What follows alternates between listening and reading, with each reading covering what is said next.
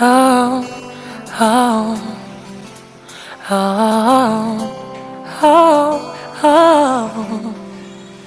Imelanganyoso yawe kasilo late Lazanganyoso mokili kasilo late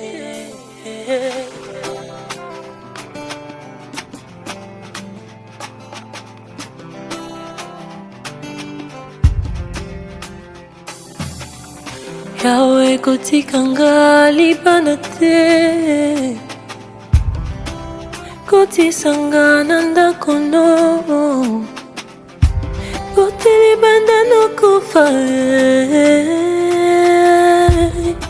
Libanda no libebe oh, oh,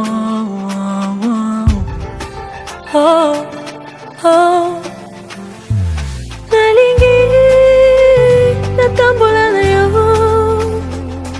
Nalingi nazala seyo Papa natimi natosa seyo Natimi nazala seyo Papa Pumilanga nyonso yowe Asilola te Nazanga nyonso mokili Asilola te Pumilanga nyonso yowe Asilola te Lola, Lola Ngai nalingi nakota Lola, Lola Ngai nalingi namona Yesu na Lola Ne me prive pas de ta gloire, Seigneur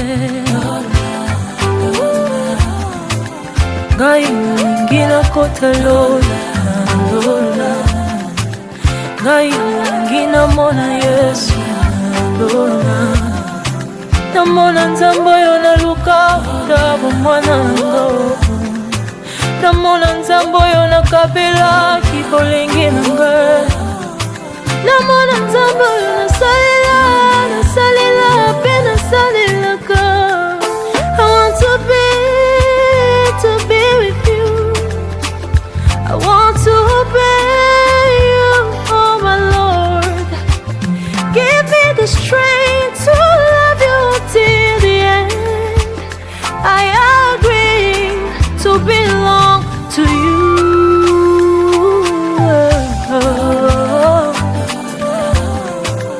Ngai nalingi nakota Lola, Lola Nazanga teo, nazanga teo, nazanga teo, ya ya Nazanga teo, nazanga teo, nazanga teo, ya ya Nazanga teo, oh,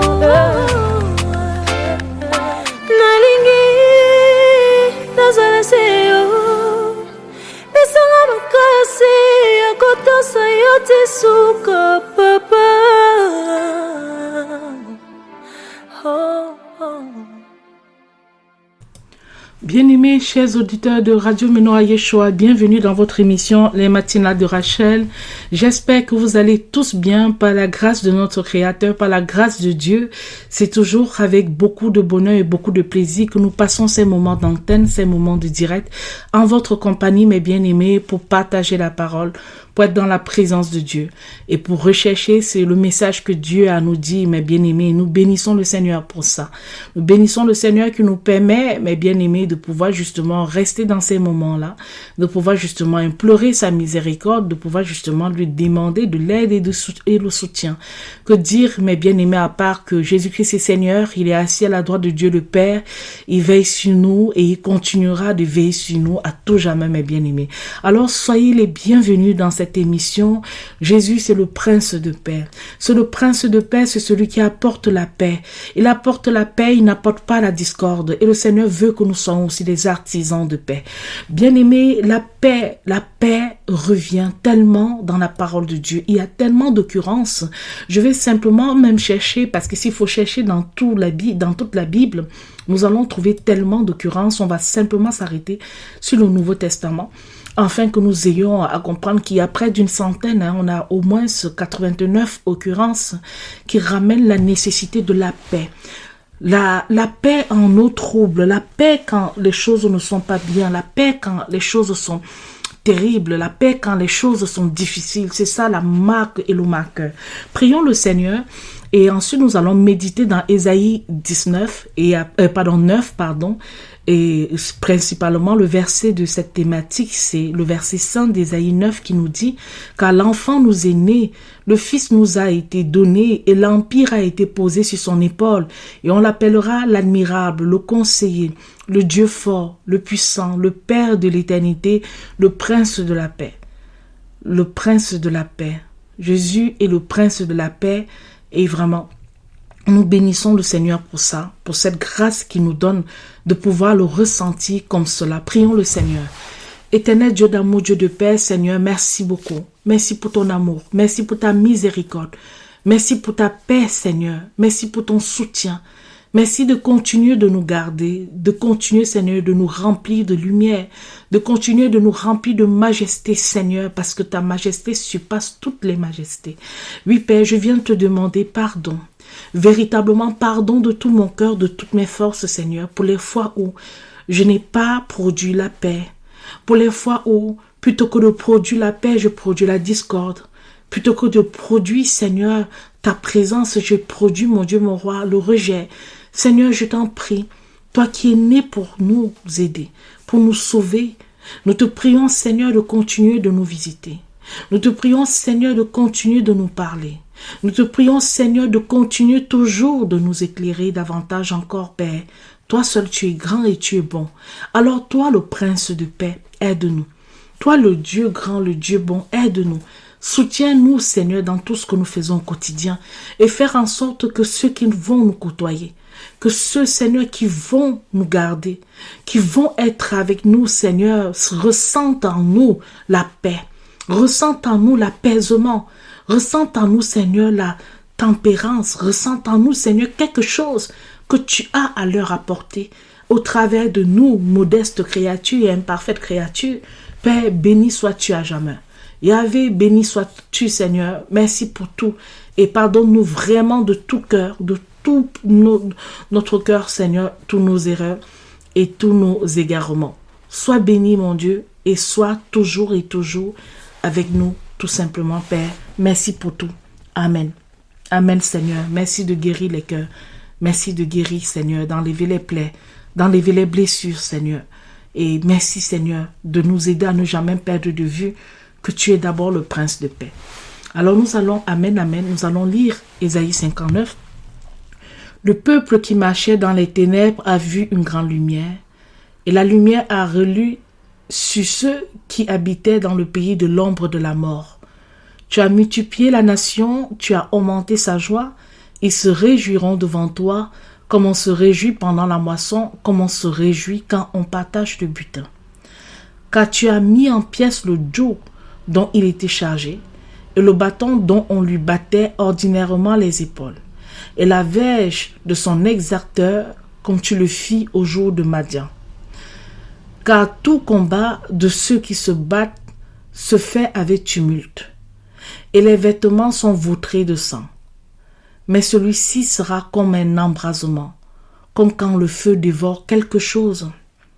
Car l'enfant nous est né, le fils nous a été donné, et l'empire a été posé sur son épaule.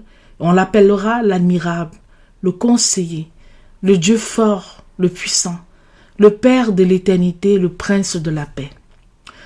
Il n'y aura point de fin à l'accroissement de l'empire et à la prospérité du trône de David et de son règne, pour l'affermir et pour l'établir dans l'équité et dans la justice, dès maintenant et à toujours. La jalousie de l'Éternel des armées fera cela. la jalousie de l'Éternel des armées fera cela. Le Seigneur a envoyé la parole en Jacob et elle est tombée en Israël. Et tout le peuple savoir Éphraïm et les habitants de Samarie le connaîtront, et néanmoins ils diront avec orgueil et avec un cœur hautain: les briques sont tombées, mais nous bâtirons avec des pierres de taille. Des figuiers sauvages ont été coupés, mais nous les changerons en cèdres. Après que l'Éternel aura élevé les ennemis de Restin au-dessus de lui, il amènera aussi pêle-mêle les ennemis d'Israël. La Syrie du côté de l'Orient et les Philistins du côté de d'Occident, lesquels dévorent Israël à gueule ouverte. Pour tout cela, il ne fera point cesser sa colère, mais sa main sera encore étendue. Parce que ce peuple ne sera point retourné jusqu'à celui qui le frappait, et qu'ils n'auront pas recherché l'Éternel des armées. L'Éternel dont, tout en un jour, retranchera d'Israël la tête et la queue, la branche et le jonc.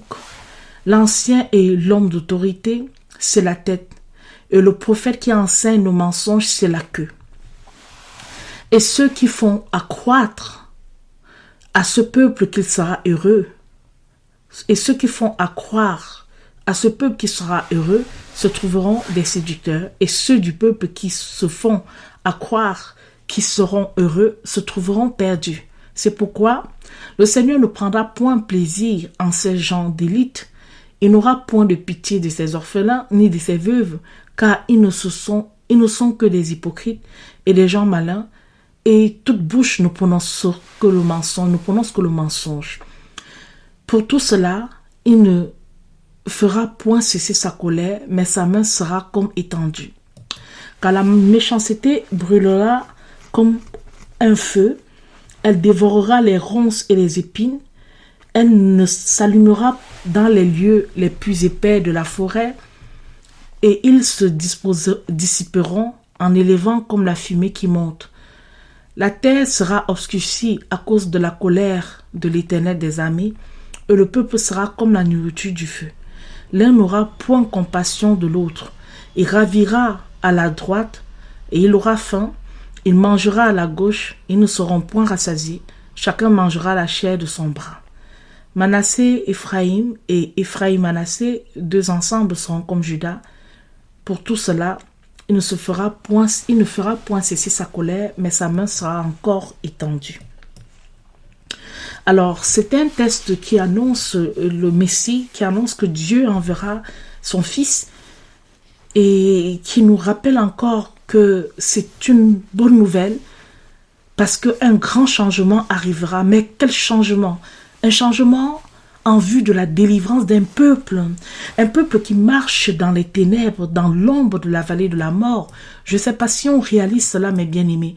Nous avons au verset 1, il est dit: le peuple qui marchait dans les ténèbres a vu une grande lumière, et la lumière a reluit sur ceux qui habitaient dans le pays de l'ombre de la mort. Vous voyez, la lumière de Christ a habité sur le pays de ceux qui marchaient dans l'ombre de la mort, c'est-à-dire sans la venue de notre Seigneur Jésus-Christ, point de délivrance, point de règne éternel.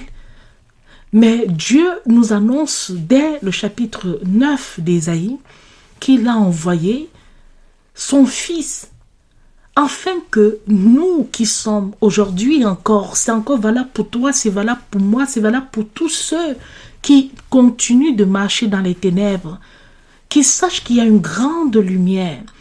Et cette lumière a relu sur ceux qui habitaient dans le pays de l'ombre de la mort. Il faut le savoir. Il faut savoir que la grande lumière de Christ est venue. La grande lumière de Christ est venue éclairer.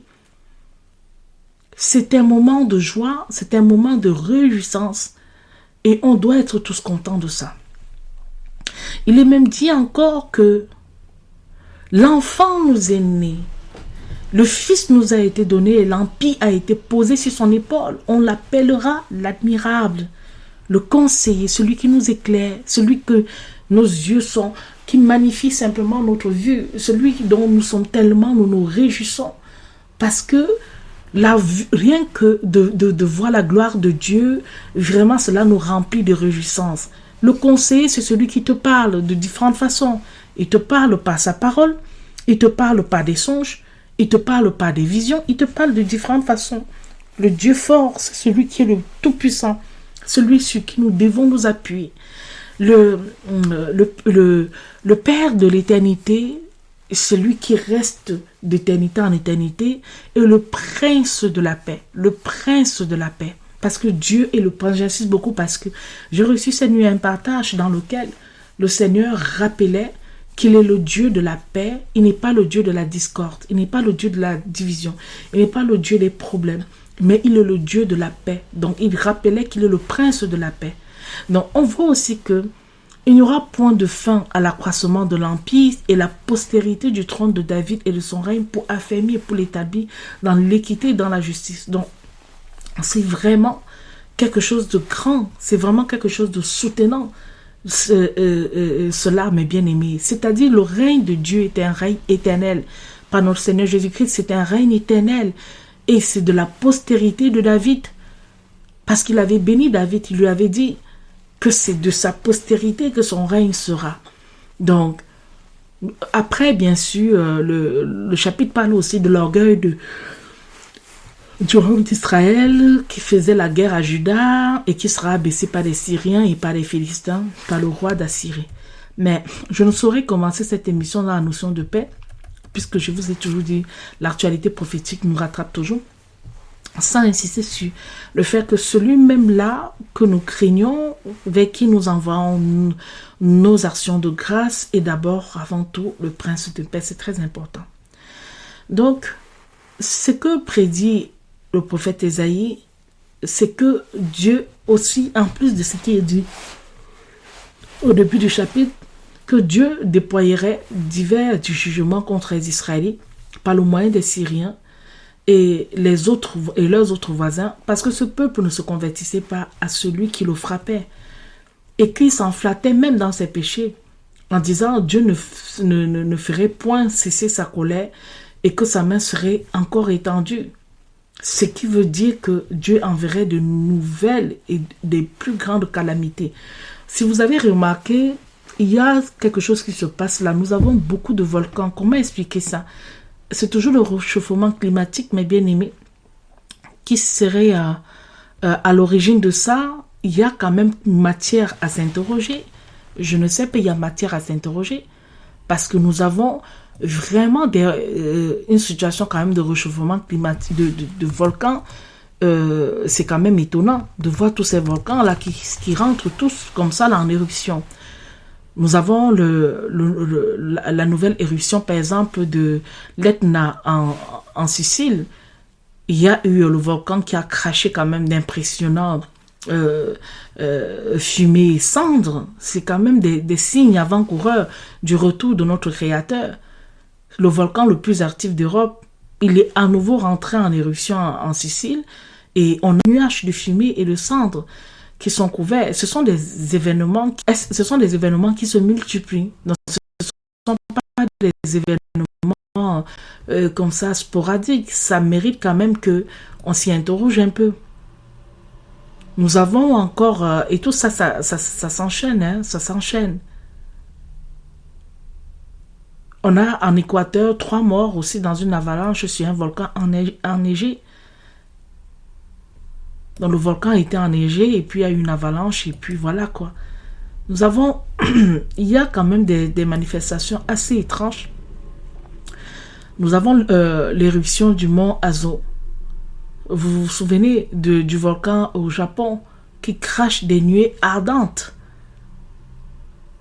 C'est le plus grand volcan du Japon. C'est le mont Azo. Hein? Ce sont des nuées mortelles. C'est pas seulement ardent, mais des nuées mortelles. Il est rentré en éruption le 21 octobre, il y a à peine 4 jours. Il projetait également lui aussi des cendres à plus de 3500 mètres d'altitude. Des images sont assez spectaculaires. Il fait partie, ce volcan du mont Azo fait aussi partie des volcans les plus surveillés du Japon.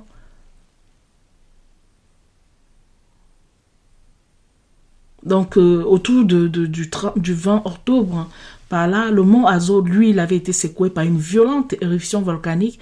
Ensuite, qui a été suivi par la suite d'un panache de fumée qui a totalement envahi le ciel autour de la ville de Kumamoto. Et voilà.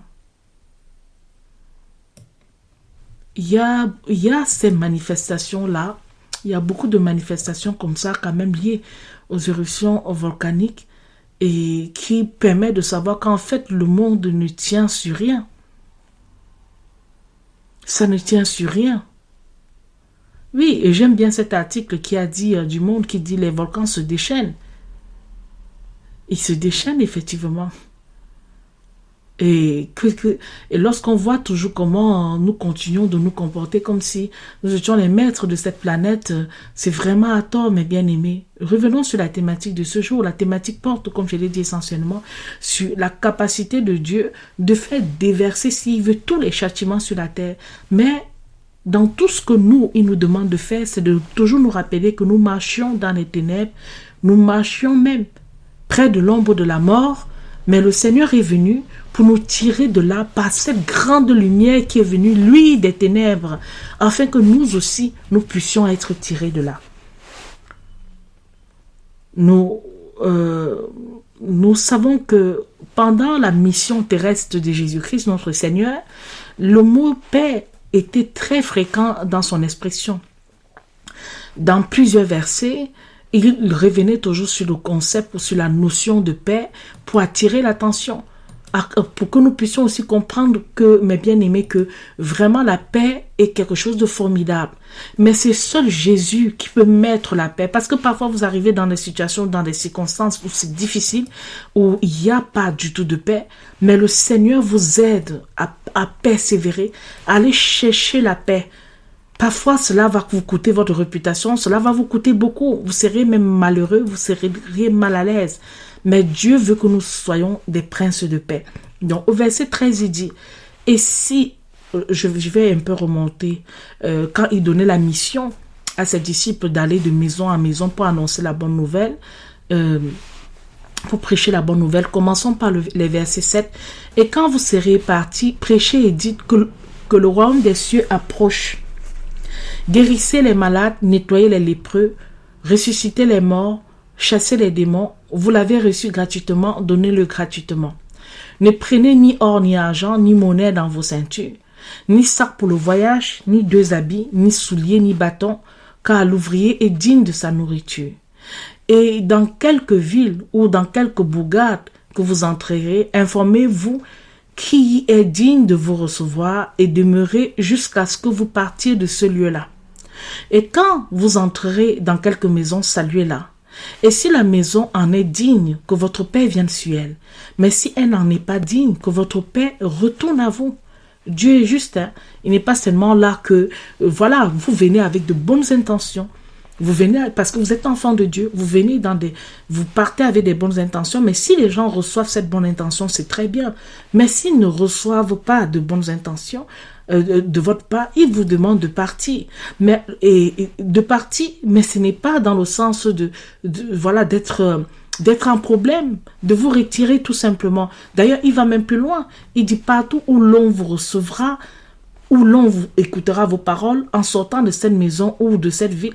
Pardon, partout où l'on ne vous recevra pas, où l'on n'écoutera pas vos paroles, verset 14, en sortant de cette maison ou de cette ville, secouez la poussière de vos pieds.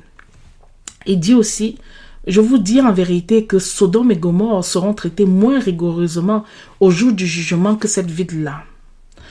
Voici, je vous envoie comme des brebis au milieu des loups. C'est pas facile le ministère, c'est pas facile.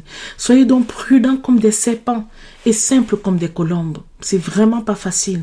Je vous assure que vraiment, mais je sais qu'en Christ nous le pouvons en fait. Quand je dis c'est pas facile, c'est pas une situation désespérée. C'est pas une situation, on est tous charnels, on a tous nos émotions, on a tous nos peurs, on a tous nos angoisses, on a tous aussi notre mal-être.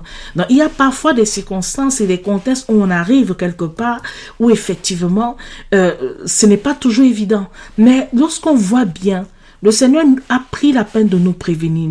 Il a pris la peine de nous dire que soyez, voilà ce qu'il dit, Je vous envoie comme des brebis au milieu des loups. Donc, il est bien conscient que l'environnement dans lequel nous sommes, c'est pas toujours des environnements de bisounours pour les enfants de Dieu. C'est toujours des environnements très électriques où, malheureusement, c'était un règne de mauvaise foi. Mais qu'est-ce qu'il nous dit? Soyez simples comme des brebis au milieu des loups. Soyez donc prudents comme des serpents. Prudent comme les serpents. Vous voyez, le serpent, on ne le voit jamais, mais on sait qu'il est passé que quand on a la morsure, quand il a mordu. Et simple comme des colombes. Mais donnez-vous garde des hommes. Donnez-vous garde des hommes parce que la parole de Dieu dit au verset 17, car ils vous livreront aux tribunaux et ils vous feront fouetter dans les synagogues.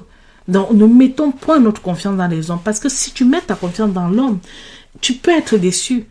Puisque très souvent, ce sont eux qui se retournent contre les enfants de la lumière. Il dit, vous serez menés devant les gouverneurs. C'est-à-dire, on vous accusera pour rien. Les gens vous feront du tort pour rien. Les gens vont vous condamner pour rien. Vous ne savez pas ce que vous leur avez fait. Mais ils seront là en train de vous chercher des poux partout. Vous avez votre petite vie tranquille. Vous menez votre vie. Vous faites bien. Ils diront que vous avez mal fait ou que vous avez trop fait. Vous faites peu. Ils diront que vous n'avez pas suffisamment fait. Donc, vous serez toujours dans des conflits. Vous serez toujours... Il faut savoir ainsi que tout enfant de Dieu est sujet à cette tribulation-là. Et lorsqu'on le sait, quelque part, lorsqu'on vit aussi les tribulations, on se rappelle de cette parole, c'est comme quelque part des paroles de réconfort pour nous. Puisque le maître savait quel était notre héritage qu'il nous laissait. Lui-même, il dit qu'il a été haï. Le monde ne l'aime pas, le monde le hait. Donc, pourquoi vous vous attendez à être tellement aimé du monde? Pourquoi vous espérez que le monde va tellement vous honorer? Non, ce n'est pas le moment. C'est Dieu seul qui viendra nous rétribuer notre gloire. Alors, il dit aussi au verset 18, et vous serez menés donc devant les gouverneurs, devant les rois, à cause de moi, pour me rendre témoignage devant eux et devant les nations. C'est-à-dire que, regardez l'apôtre Paul, il a été appelé à rendre témoignage de Christ devant César, Néron, jusqu'à Néron. Donc, parfois même le Seigneur permet des tribulations. Il permet que vous souffrez, il permet que vous soyez pour un temps dérangés, parce qu'il veut vous utiliser à un endroit précis, afin que vous rendez témoignage de Christ à cet endroit précis-là. Donc, ça ne veut pas dire que parce que vous êtes allé à un endroit, parce que vous avez été appelé, tout doit toujours bien se passer. C'est ce que nous croyons à tort, et alors que c'est totalement c'est même pas du tout la parole de Dieu, mais il faut encore que Dieu vienne vous rappeler ça à souvenir pour que vous dites, ah oui, tiens Seigneur, c'est vrai, tu avais écrit ça, tu avais également dit ça. Mais il permet cela parce qu'il veut votre présence en ces lieux-là. Et c'est pour ça que cela doit être source de réconfort pour toutes les personnes qui peuvent être peinées ou qui peuvent traverser des situations plus ou moins injustes. Et ça doit être de comprendre que Dieu voulait que je sois à cet endroit. Dieu voulait que je sois devant. Parce qu'il y avait plus ou moins un message qu'il voulait faire transmettre. Mais la transmission du message, ce n'est pas toujours qu'on a des acclamations. On n'est pas toujours aux 20 heures de la première vague du Covid où on acclamait les personnels. Il y a des moments où le message de Dieu se transmet dans la douleur, se transmet même dans les larmes, dans l'injustice aussi. Alors, au verset 19, il est dit, « Mais quand on vous livrera à eux, ne soyez pas en peine, ni de ce que vous direz, ni comment vous parlerez, car ce que vous aurez à dire vous sera inspiré à l'heure même. » Mais encore faut-il que nous laissons le Saint-Esprit nous inspirer, que ce soit pas par la chair, que ce soit pas par les attitudes charnelles. Sinon après, voilà, heureusement qu'on a le bon Dieu. Moi-même, quand il m'arrive d'avoir plutôt les attitudes charnelles, heureusement qu'on a le bon Dieu qui est là, qui nous reprend rapidement et nous montre la voie. Mais il faut bien comprendre que tout ce que tu dis à ce moment-là ne veut pas dire que ça vient de Dieu. Parfois, on laisse la chair parler, prendre le dessus sur nous, prendre le contrôle sur nous, alors qu'on devait plutôt être esprit, patient. Pour ceux qui nous ont suivis depuis le début, j'ai beaucoup insisté sur la notion de paix. Christ est le prince de paix, et c'est lui qui nous donne ce partage-là cette nuit. Alors, car ce n'est pas vous qui parlerez, mais c'est l'esprit de votre Père qui parlera par vous. Vous voyez? C'est toute la nuance. Si nous laissons le cours des émotions qui nous affectent, etc., nous parlons, mais nous parlons en ce moment-là par la chair. Mais si nous laissons taire la chair et laisser l'esprit prendre le pas, nous allons parler par l'esprit. Il va très loin au verset 21. Le frère livrera son frère à la mort. Le père son enfant. Les enfants se soulèveront contre leur père et leur mère et les feront mourir. Est-ce que vous vous rendez compte, mes bien-aimés, de cette chose difficile à accepter? Est-ce que vous pouvez accepter que votre enfant vous livrera à la mort? Vous pouvez accepter que votre père vous livrera à la mort? Vous pouvez accepter cela? Que les enfants se soulèveront contre leurs parents, que le frère livrera son frère ou sa sœur. Mais le Seigneur voulait vous montrer, pas que ça n'existe pas, on le voit tous les jours dans les faits divers, mais le Seigneur voulait montrer que la haine que ceux du monde témoignent, ou ceux qui n'ont pas la nouvelle naissance et tout, peuvent témoigner contre ceux qui sont dans la lumière, elle est féroce. Elle ne tient pas compte des liens biologiques. Donc, si ça ne tient pas compte des liens biologiques, qu'est-ce qui reste à l'humanité? S'il prend cet exemple aussi fort, il n'a pas dit le voisin. Ça veut dire que pour le voisin, c'est acquis, c'est clair qu'il te livrera. Il n'a pas dit le collègue. Il n'a pas dit... Non, c'est bien évident qu'ils te livreront. Mais il vient choisir des personnes qui, naturellement, ne sont pas sujets à te livrer. À plus forte des autres. Donc, c'est clair que si ceux-là sont capables, cela sous-entend que ceux qui sont un peu loin de toi feront pire. Est-ce que tu comprends un peu? C'est ça, mes bien-aimés, ce matin, ce que nous voulons vous dire. Que, il dit au verset 22, vous serez haïs de tous à cause de mon nom. Mais celui qui persévérera jusqu'à la fin, c'est celui-là qui sera sauvé. Vous serez haïs de tous. À cause de mon nom, le nom de Jésus vient créer la division. Mais il apporte la paix. C'est la nuance qu'il faut avoir. C'est-à-dire que d'un côté, parce que vous êtes en Christ, cela est crispant pour ceux qui ne sont pas de la même lumière que vous. Rappelez-vous du premier texte sur lequel nous avons parlé. Tout premier texte que nous avons médité ce matin, c'était Ésaïe 9. Le peuple qui marchait dans les ténèbres a vu luire une grande lumière. Le peuple qui marchait vers l'ombre de la vallée de la mort. C'est-à-dire qu'on était déjà dans un état agonisant avant que le Fils nous soit donné, avant que le Fils soit né et que le Prince de paix vienne. On était déjà, nous tous, lacinés. On était dans un état de mort. Nous étions tous morts. Mais subitement, il a plu à Dieu de faire, lui, cette jaillissante lumière magnifique, admirable, conseillée, afin que nous sortions des ténèbres pour la lumière, que nous quittions de l'ombre de la vallée de la mort pour la vie. Il faut beaucoup méditer Ésaïe 9. C'est l'un des textes que j'aime particulièrement parce que vraiment c'est une très grande richesse aussi, même dans notre relation avec le Seigneur, parce que ça décrit tous les caractéristiques que nous sommes censés attendre de Jésus. Toutes les qualités de Jésus y sont. Vraiment, dans cet Ésaïe 9-là, au verset 5 surtout, qui est vraiment le socle même de la méditation ce matin. Oui, c'est parfois facile, comme on pourrait me dire que bon, tu sais, ces choses-là sont un peu faciles, comme ça là et tout. Mais moi, je vis sur la terre et je sais que c'est pas évident. Mais le problème, c'est que c'est pas souvent évident parce qu'on veut s'appuyer sur nous-mêmes, sur nos forces. On veut être convaincu qu'on est toujours béni du Saint-Esprit, alors qu'il y a des endroits et des lieux qui sont ravageurs de la présence du Saint-Esprit. Et c'est pour ça que même dans ces lieux-là, il faut être souvent en méditation. Si on est en méditation et si on est toujours parti dans un état de paix et d'amour, vous allez voir que cela vous remplit. Ça vous remplit toujours. L'huile du Seigneur déborde et surabonde. Que tu te retrouves dans n'importe quel endroit, si tu es dans la présence de Dieu, il ne faut pas changer vos habitudes. Si vous avez l'habitude de prier, si vous avez l'habitude d'intercéder, si vous partez même auprès des personnes qui ne veulent même pas entendre parler de Dieu, vous allez toujours gagner si vous êtes dans la présence toujours du Seigneur en priant très régulièrement, même silencieusement, même si vous êtes dans une foule et vous ne pouvez pas le faire de manière audible, vous pouvez le faire même silencieusement. Vous allez voir que la paix de Dieu, le Seigneur va toujours vous visiter dans sa paix.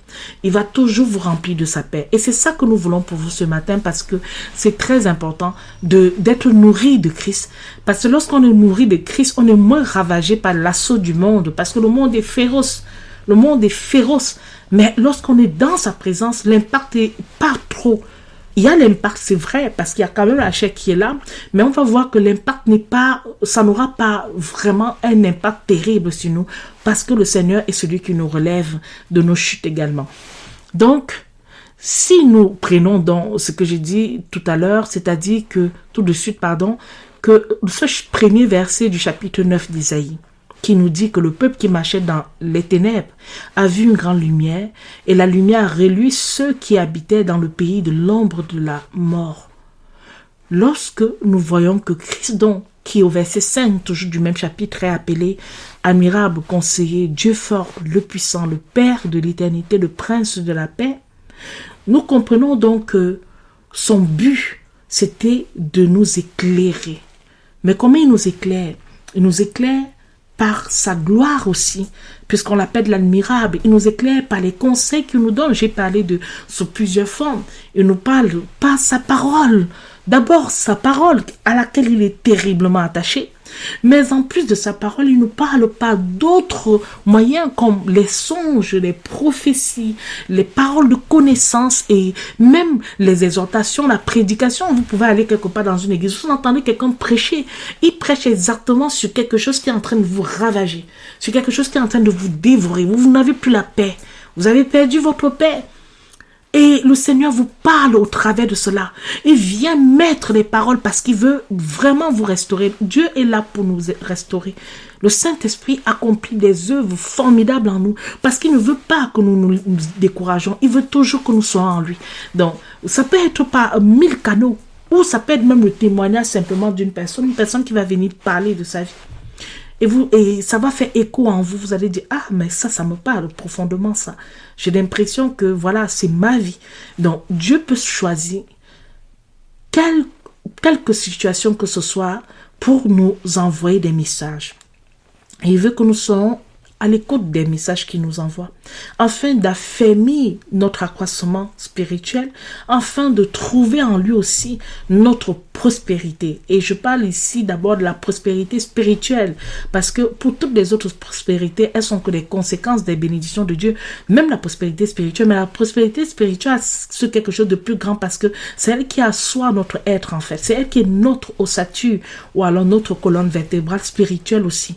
Donc, taillés comme nous sommes taillés comme des pierres vivantes, pour la gloire bien sûr de notre Seigneur, mais aussi pour faire face comme rempart à ce monde terrible et difficile.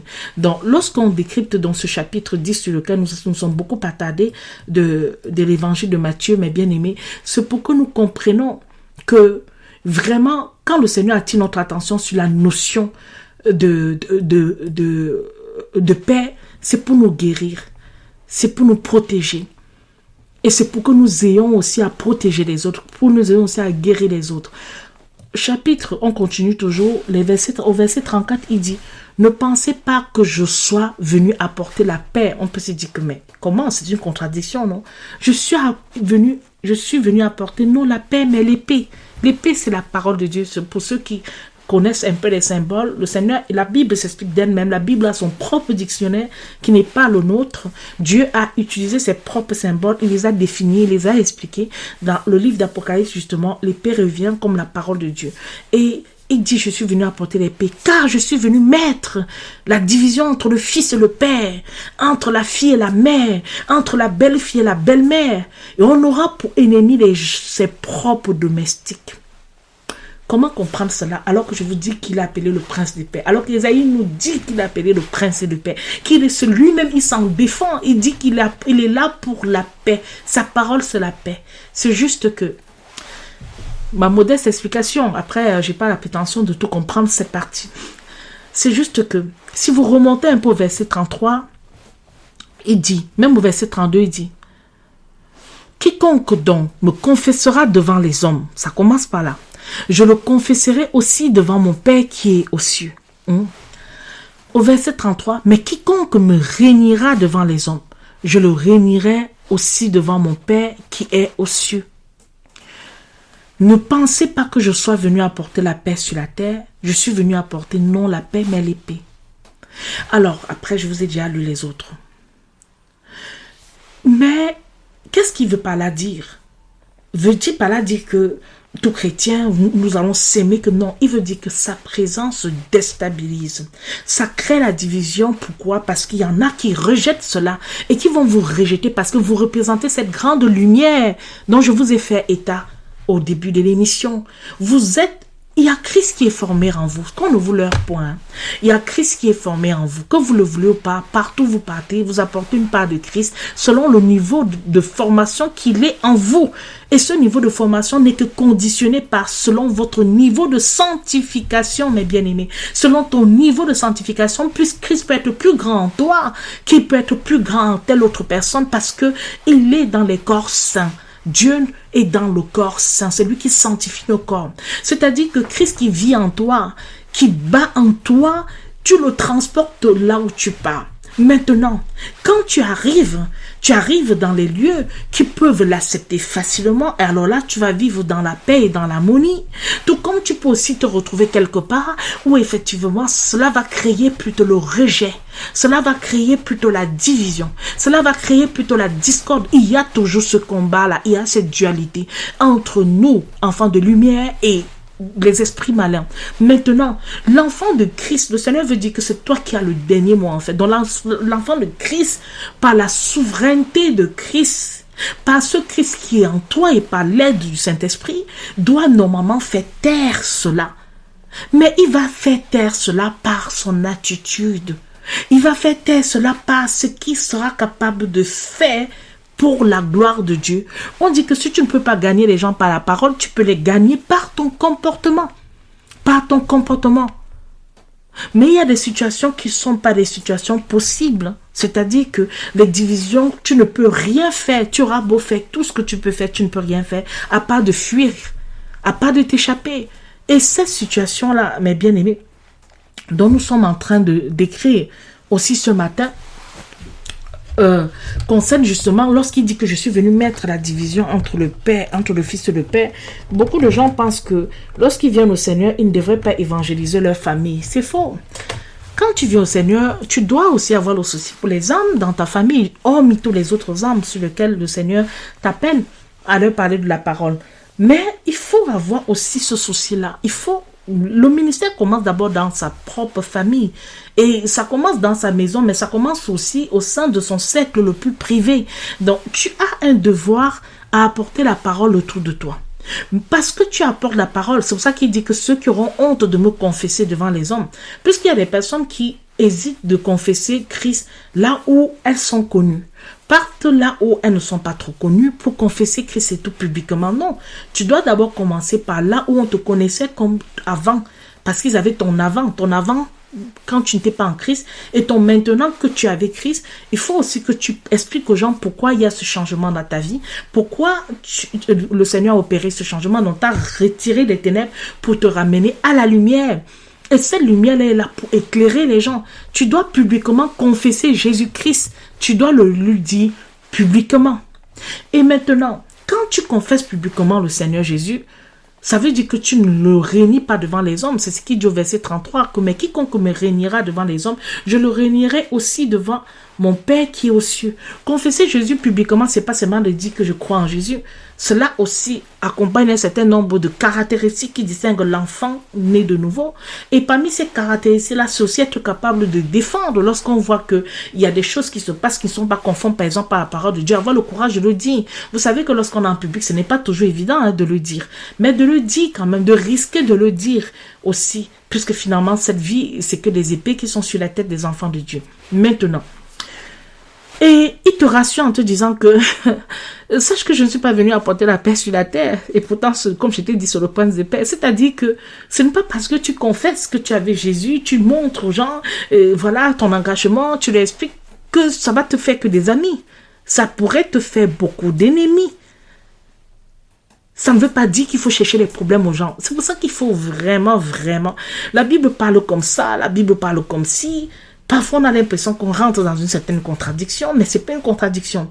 C'est que l'apôtre Paul dit, efforcez-vous de faire la paix avec tous, mais il y a des situations où la paix n'est pas possible. D'accord? Mais au moins, tu t'es efforcé. Tu t'es quand même donné à cela. C'est pas que toi, tu as été le premier ou la première à détruire la paix. Vous voyez un peu la différence entre ça. Le Seigneur veut te rassurer que c'est pas parce que tu es rempli de bonnes intentions pour lui. C'est pas parce que tu vas venir vraiment faire que tu auras la paix par rapport à cela. Ça peut même, cette chose que tu t'apprêtes à faire peut même devenir l'épée contre toi. D'accord? Mais c'est venu, ça ne vient pas de toi, ça vient des personnes qui ne veulent pas accepter cette lumière qui est devant eux.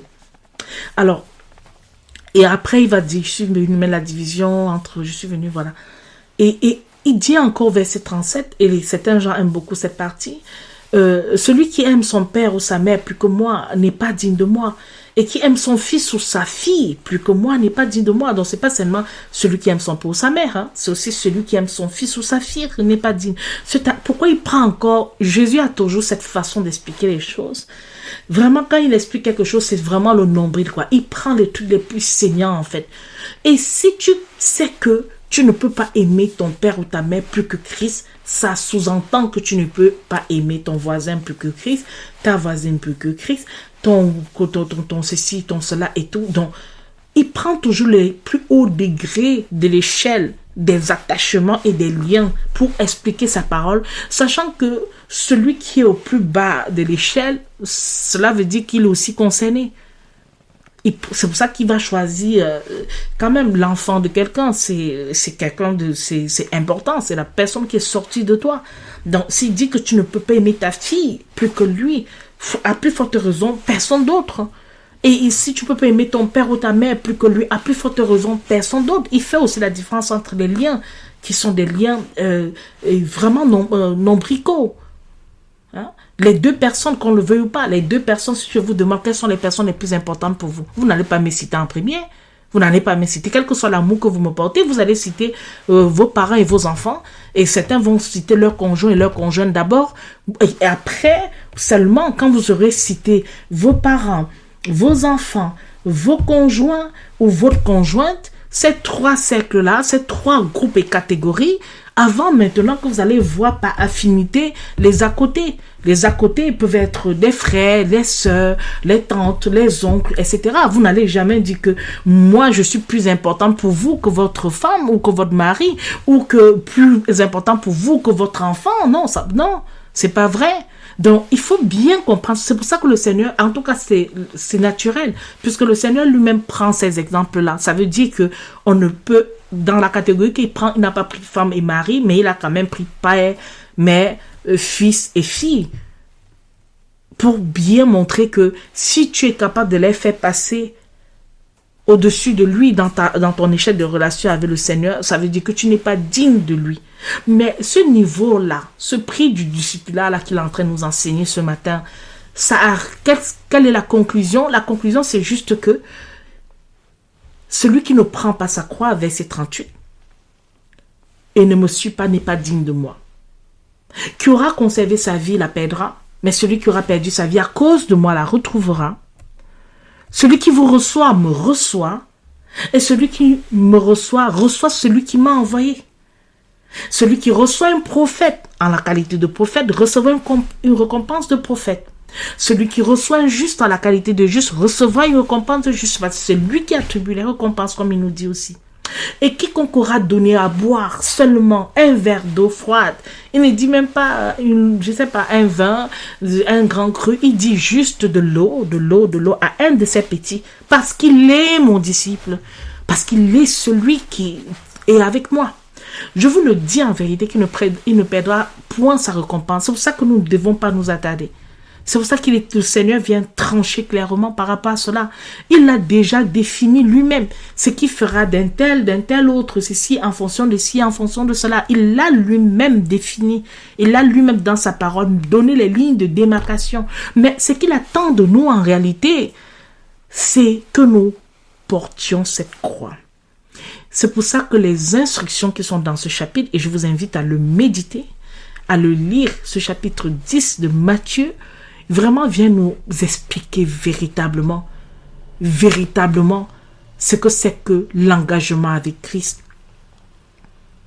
C'est un niveau assez élevé, un engagement pourtant libre aussi, mais un engagement, je dirais même finalement facile. Oui, facile parce que c'est pas nous qui décidons d'agir ainsi, c'est pas nous, c'est lui encore qui vient nous donner les outils, les moyens nécessaires à le faire. C'est vraiment le témoignage de la prédication de notre Seigneur qui est en train de se mettre en place là, mes bien-aimés. Regardez à l'essentiel. Il ne veut pas que ses enfants soient pris au dépourvu. Jésus n'aime pas ça. Il n'aime pas que nous soyons perdus dans des situations qu'on peut-être on ne comprend pas bien. Si on a l'humilité de lui demander de conseil, il est le prince de paix, mais il est le conseiller. Il va nous éclairer dans les choses qui sont floues, dans les choses qui ne sont pas compréhensibles. Il va venir bien nous expliquer. Il va nous dire. Jésus parlait avec beaucoup C'est pour ça que la foule l'admirait. C'est pour ça que la foule était vraiment éperdument admirative de ses enseignements parce qu'il disait jamais on n'a parlé ainsi. Ils étaient tous étonnés. C'était un discours vraiment renversant. Et depuis 2000 ans, ça continue toujours de nous... Je ne veux pas dire choquer, mais cela nous bouscule. Cela nous bouscule énormément dans nos retranchements. On trouve les instructions qu'il apporte aux apôtres pour montrer que ceux qui prêchent l'évangile doivent le faire de manière désintéressée. Ils doivent le faire avec beaucoup de prudence parce qu'ils sont au milieu des loups qui sont prêts à les dévorer. Le loup n'est pas là pour vous faire du bisou, ils sont prêts à vous déchiqueter. Mais ils doivent le faire avec hardiesse. Ils doivent le faire sans craindre les hommes ni la mort. Si vous commencez au tout début du chapitre 10, vous serez encore vraiment touché. Parce qu'il dit, ne craignez point ceux qui ôtent l'âme, qui tuent la chair, mais ne peuvent tuer l'âme. Si on remonte un peu en amont, on va essayer de...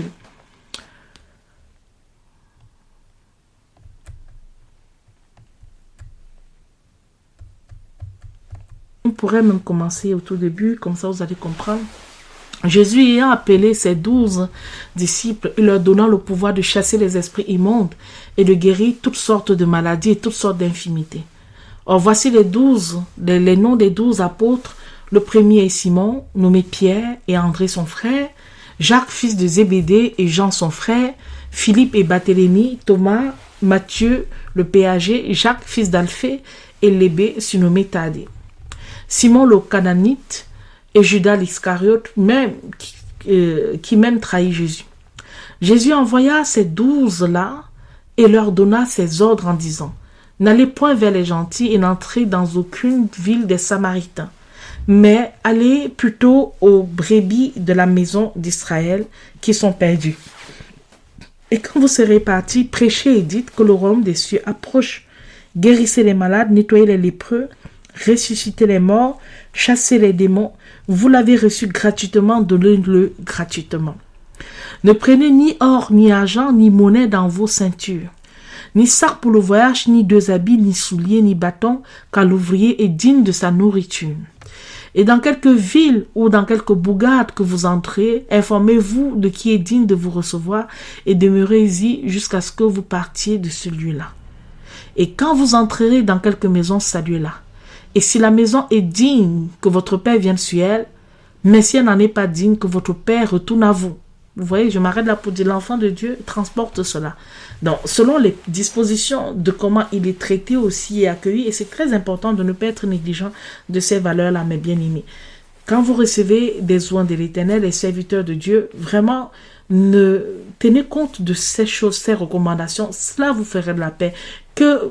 Parce que parfois, on est tellement négligent de ces questions-là, et pourtant, c'est aussi bien. On apprend encore cela ce matin.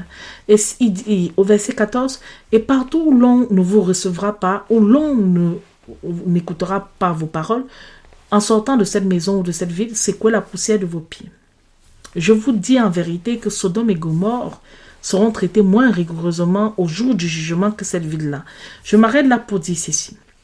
Mes bien-aimés, nous avons reçu beaucoup. Nous sommes de la génération où nous avons tous les testaments, le vieux et le nouveau. Nous avons les documents sous tous les supports possibles, l'ordinateur, support papier, téléphone, etc. Eux, ils n'avaient que du papyrus, ils n'avaient que le papier, et c'était même pas pour garder chez soi, c'était pour lire à la synagogue. Donc, comprenez que lorsqu'on doit de Sodome et Gomorrhe, là, sans cesse, nous sommes pires. Nous faisons pire parce que ces gens n'avaient pas tout ce que nous avons.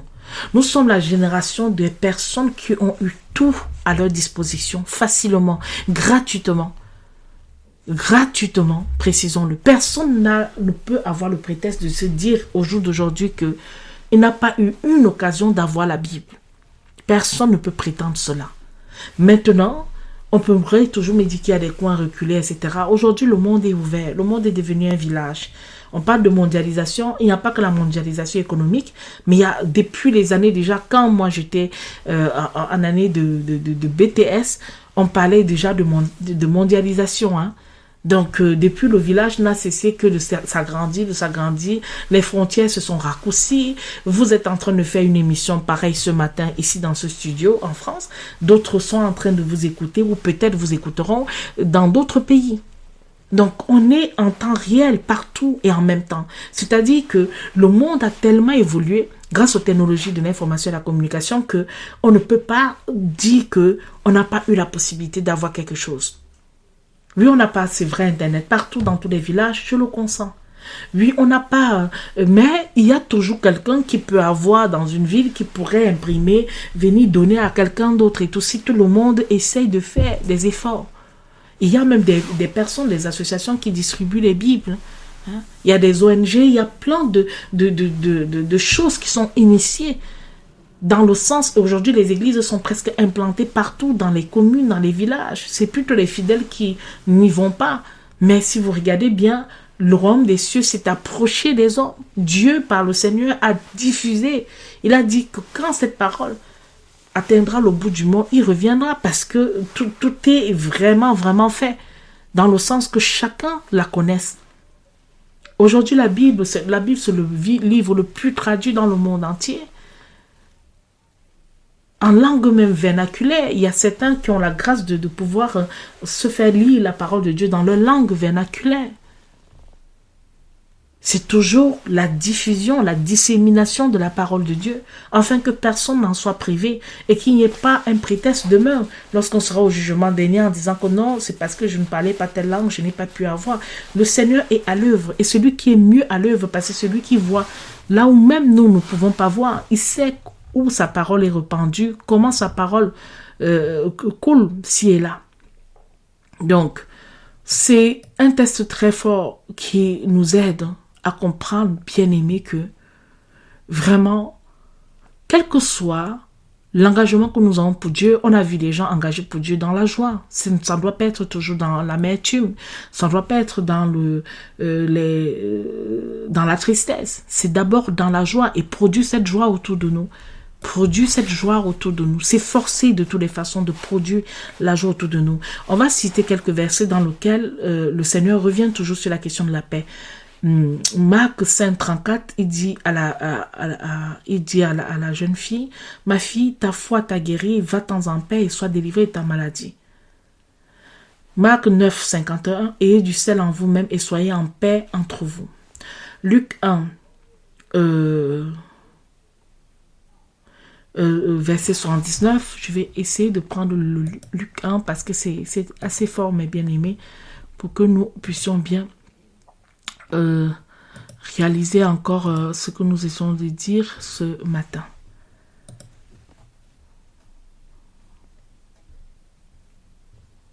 C'est étonnant aussi que Christ s'appelle le salut. Donc parfois dans le Vieux Testament, c'est comme ça qu'il est appelé.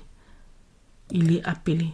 D'ailleurs, quand il dit que toute la Bible ne parle que de lui, c'est vraiment à juste titre. Dans le verset 79 nous dit ceci.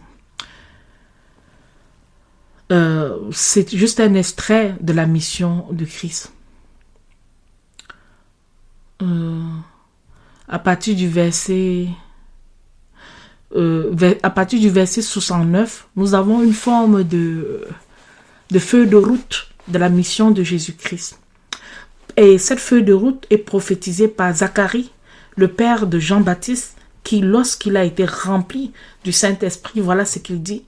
Béni soit le Seigneur, le Dieu d'Israël, de ce qu'il a visité et racheté son peuple, et de ce qu'il nous a suscité un puissant sauveur dans la maison de David son serviteur, comme il en avait parlé par la bouche de ses saints prophètes, qui ont été depuis longtemps, que nous serions délivrés de nos ennemis, et de la main de tous ceux qui nous haïssent, pour exercer sa miséricorde envers nos pères, et se souvenir de sa sainte alliance, selon le serment qu'il avait fait à Abraham notre père, de nous accorder qu'après avoir été délivrés de la main de nos ennemis, nous le servions sans crainte, dans la sainteté et dans la justice, en sa présence tous les jours de notre vie.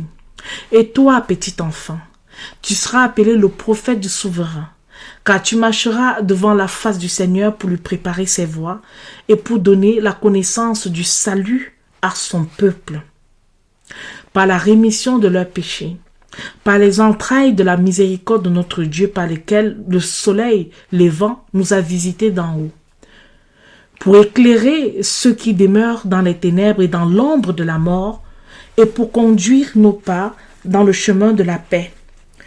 Et le petit enfant croissait et se fortifiait en esprit et demeurait dans les déserts jusqu'au jour où il devait être manifesté en Israël.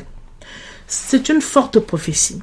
Déjà, par rapport à la venue de l'ange Gabriel, par rapport à Élisabeth, la cousine de la Vierge Marie, la mère de notre Seigneur, qui elle était enceinte aussi par miracle. Et voilà, quand l'Esprit Saint saisit, je ne veux pas revenir sur tout le chapitre et tout, qui est assez riche, et l'un des plus longs chapitres aussi, l'un des plus, parce que c'est voilà. Nous avons d'abord qu'est-ce qui se passe dans ce chapitre?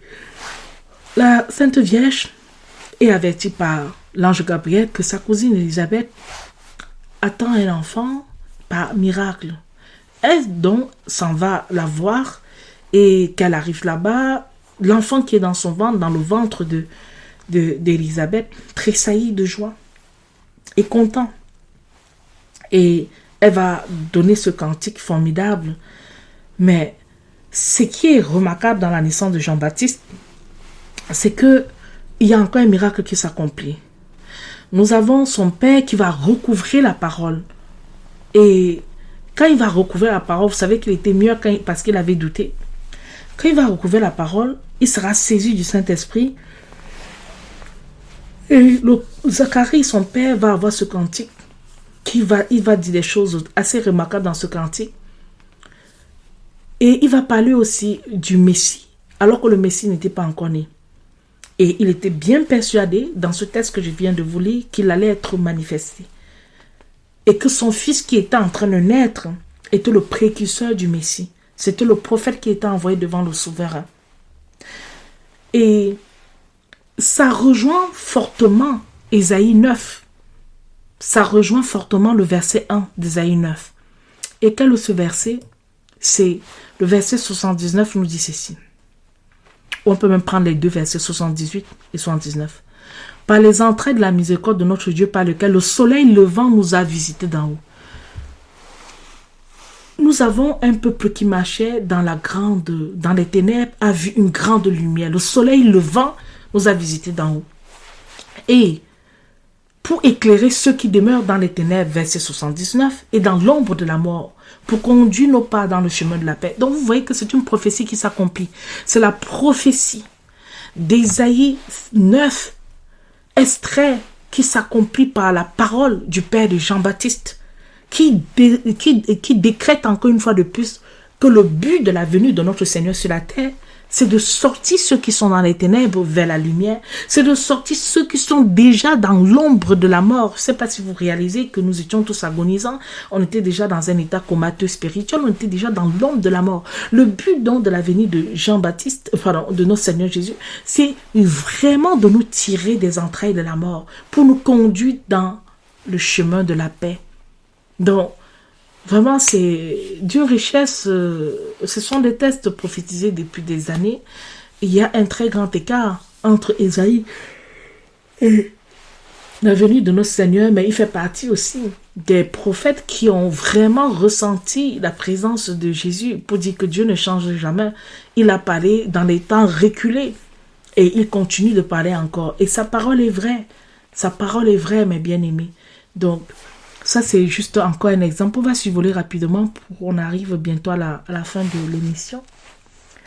On va faire un survol. Toujours dans cette notion. Jean 14, 27, il nous dit, je vous laisse la paix, je vous la donne. Je ne vous la donne pas comme le monde la donne. Que votre cœur ne se trouble point, ne craignez point. Parce que la paix du monde, elle n'est pas la paix. Elle est tellement, il parle de paix tout le temps, mais c'est instable. Mais la paix que Christ nous donne, c'est une paix qui structure notre cœur. C'est une paix qui nous permet d'endurer l'adversité. C'est une paix qui nous permet d'être, je ne veux pas dire qu'on ne peut pas être affecté, mais on va voir que l'affect ne dure pas beaucoup. C'est une paix qui nous permet d'être libre aussi. C'est une bonne paix, vraiment, qui nous donne, mes bien-aimés. Et ça, je vous la souhaite pour vous encore ce matin aussi, au nom de Jésus. Alors, Jean 16, 33 dit, « Je vous ai dit ces choses afin que vous ayez la paix en moi. » Comprenez maintenant. Vous auriez des afflictions dans le monde, mais prenez courage, j'ai vaincu le monde. Quelle parole merveilleuse, n'est-ce pas? Il dit, vous auriez des afflictions, mais c'est en lui qu'on trouve la paix. Vous voyez?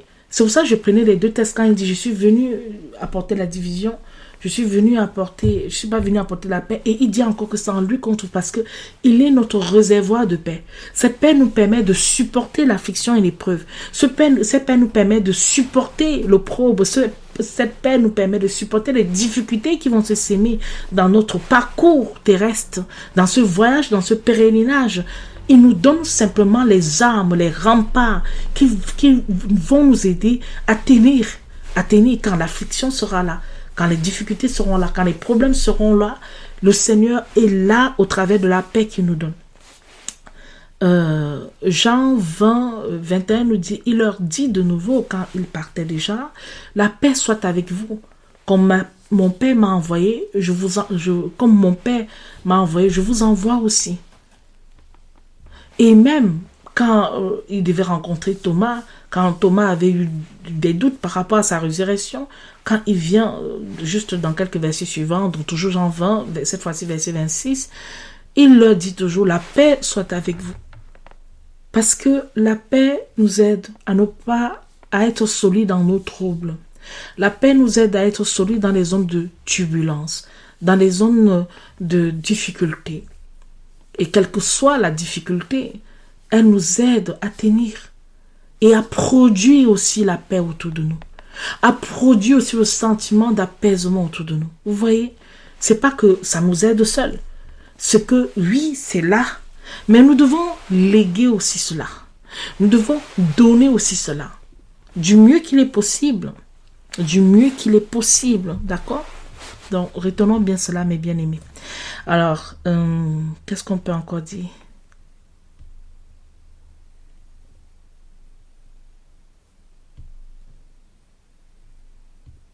Il y a pas mal de textes aussi qui renvoient, même Romains, l'épître aux Romains axe beaucoup sur cette notion-là et tout. J'aime beaucoup ce dernier verset, qui est Romains 16, par exemple, 20, dit « Le Dieu de paix écrasera bientôt Satan sous vos pieds. La grâce de notre Seigneur Jésus-Christ soit avec vous. Amen. » Et à chaque fois, l'apôtre Paul aimait toujours saluer les gens par cette formulation, que la grâce et la paix vous soient données de la part de Dieu, notre Père et du Seigneur Jésus. Il aimait toujours appeler les gens à la salutation par ces formules-là, mes bien-aimés. Donc, c'est vivant en paix, etc. Il met ça parce que sans la paix, la charité, la foi, c'est difficile dans ce monde terrible de pouvoir avoir simplement une existence paisible. Il y a pas mal de salutations comme ça. Que la paix de Christ soit avec vous. Au Colossiens 1, 20 dit, et de réconcilier par lui toutes choses avec soi, ayant donné la paix par le sang de sa croix, tant aux choses qui sont sur la terre qu'à celles qui sont dans les cieux. 1 Thessaloniciens 5, 3, car lorsqu'ils diront paix et sûreté, alors une ruine soudaine, subite en tout cas, les surprendra, comme les douleurs surprennent la femme enceinte, ils n'échapperont point. Ça, c'est la paix selon le monde. Vous voyez les accords de paix par-ci, les alliances par-là, et après du jour au lendemain, vous apprenez que tel a déclaré la guerre à tel, ou tel a renvoyé les ambassadeurs pour le cas de la Turquie, par exemple, ou tel. La paix selon le monde est un jeu d'alliance fragile. C'est l'argile et le fer qui ne peuvent pas se tenir. C'est juste un jeu de mots, un jeu de diplomatie. C'est pas la vraie paix que la parole de Dieu nous invite à avoir et que la parole de Dieu parle. C'est pas la vraie paix. Quand il s'adresse par exemple à Timothée, il va toujours parler de la grâce, la miséricorde et la paix de la part de Dieu. Donc on en a besoin. On a vraiment besoin, nous tous, tout le temps d'être renouvelés, d'être régénérés et vraiment de tout remettre au Seigneur et de savoir qu'il est avec nous. Il connaît nos peines, il connaît nos afflictions, il est juste. Quand c'est A, c'est A. Quand c'est B, c'est B. C'est le Dieu de l'équilibre, en fait. Donc, il est là toujours pour nous guider, pour nous montrer la voie à suivre, pour nous montrer le chemin. Voilà, mes bien-aimés, ce que je voulais partager avec vous ce matin concernant cette notion de paix. Et je bénis le Seigneur qui nous a fait la grâce de pouvoir parler de ça. Et on va finir par la prière et rendre l'antenne, mes bien-aimés. Prions le Seigneur. Éternel Dieu d'amour, Dieu de paix, Seigneur, merci beaucoup pour toutes les instructions que tu m'as données cette nuit. Je te remercie énormément, Seigneur. Et comme je l'ai déjà dit en introduction, Seigneur, oui, vraiment, je te demande pardon, Père. Je te prie, Père, vraiment, aide-moi dans ma marche avec toi. Continue de raffermir vraiment ma foi, Seigneur. Donne-moi aussi de m'efforcer de produire la paix autour de moi. Donne-moi de sortir des vents de discorde, des vents de division, des vents de tristesse, pour laisser toujours, Seigneur, que tu supplantes mon cœur par ta paix. Que tu supplantes mon cœur par ta paix, Seigneur, je t'en supplie. Que mon cœur soit rempli de paix. Et que partout, Seigneur, vraiment, ton marqueur soit là. Mais comme tu l'as dit aussi dans ta parole, là où nous sommes entendus, gloire soit rendue. Mais là où nous ne sommes pas entendus, que nous y repartions, Seigneur. Je te bénis pour tout ce que tu m'as permis de faire. Vraiment, je te bénis pour mon séjour, Seigneur, en région parisienne. Et je te remercie, Seigneur, pour toutes les grâces dont j'ai pu bénéficier et pour ce que tu m'as vraiment permis de faire.